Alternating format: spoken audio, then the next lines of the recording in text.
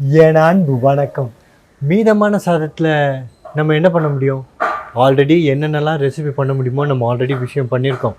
ஆனால் இந்த வாட்டி கற்பனை கூட பண்ண முடியாத அளவுக்கு நம்ம ரெஸ்டாரண்ட்லலாம் எப்படி மைனஸ் சாப்பிட்டோம் அதே மைனஸை நம்ம மீதமான சாதத்தில் பண்ண போகிறோம்.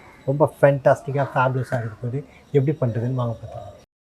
2 பூண்டு பல்லை நான் சின்னதாக கட் பண்ணி வச்சுருக்கிறேன். அதை நான் நல்ல கோல்டன் ப்ரௌன் கலருக்கு நல்லா வறுத்து அதை ஆயிலோடு கூல் பண்ணி தனியாக வச்சுக்கிறேன்.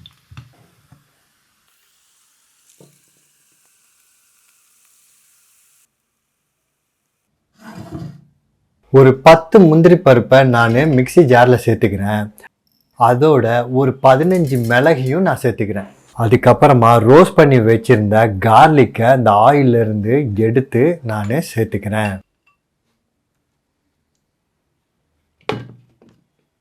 இதை எல்லாத்தையும் நான் ஃபைனாக அரைச்சிக்கிறேன்.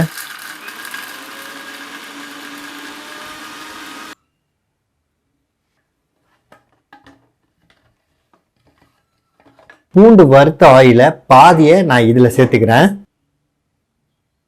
மிச்சத்தை தனியாக எடுத்து வச்சுக்கிறேன்.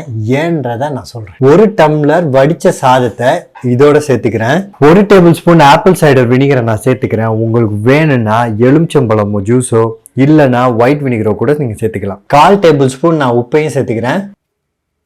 3/4 டம்ளர் ரிஃபைன்ட் ஆயிலை பாதியை இப்போ நான் சேர்த்துக்கிறேன்.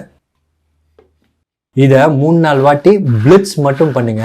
எனக்கு எக்ஸ்பீரியன்ஸ் இருக்கனால மிச்ச பாதி ஆயிலை நான் அப்படியே போட்டுக்கிறேன். இது ஃபஸ்ட் டைம் நீங்கள் பண்ணுறதா இருந்தால் கொஞ்சம் கொஞ்சமாக ஆட் பண்ணி பிளிட்ஸ் பண்ணி நீங்கள் இதை சேர்த்துக்கோங்க. அதுக்கப்புறமா அரைக்கும் போதும் பிளிட்ஸ் பண்ணிவிட்டு 1/4 ஸ்பீட்லேயே அரைங்க. அதுக்கு மேலே ஸ்பீடு போக வேண்டாம். பாருங்கள் எவ்வளோ ஃபென்டாஸ்டிக்காக ஃபேபுலஸாக மைனஸ் ரெடி ஆகிடுச்சு. இது சாதத்தில் செஞ்சதுன்னு யாருமே நம்ப மாட்டாங்க. அவ்வளோ ஃபென்டாஸ்டிக்காக ஃபேபுலஸாக இது இருக்கும். ரொம்ப க்ரீமியாகவும் இருக்கும். இதை பாதி மைனஸை எடுத்து அந்த கார்லிக் ஆயில் போட்டு வச்சுருந்தோம்ல அதில் நான் இப்போ சேர்த்துக்கிறேன். எதுக்கு? தந்தூரி மைனஸ் பண்ண போகிறோம். இந்த கார்லிக் ஆயில் வந்து செம்ம டேஸ்டியாக இருக்கும். 1/4 டீஸ்பூன் நான் கரம் மசாலா சேர்த்துக்கிறேன். 1/4 டீஸ்பூன் நான் ஜீரகத்தூளையும் சேர்த்துக்கிறேன். அதுக்கப்புறமா 1/2 டேபிள் ஸ்பூன் நான் மிளகாத்தூளையும் நான் சேர்த்துக்கிறேன். அதோட 1 டேபிள் ஸ்பூன் நான் தனியா பவுடரையும் சேர்த்துக்கிறேன். இதை எல்லாத்தையும் நல்லா சூப்பராக அப்படியே மிக்ஸ் பண்ணினோன்னு வச்சுக்கோங்களேன். ஒரு அட்டகாசமான ஒரு தந்தூரி மயோ ஒரு ஃபேபுலஸாக ரெடி ஆகிடும். இதை வச்சு நீங்கள் எது சாப்பிட்டாலும் தேவாமிர்தமாக இருக்கும்.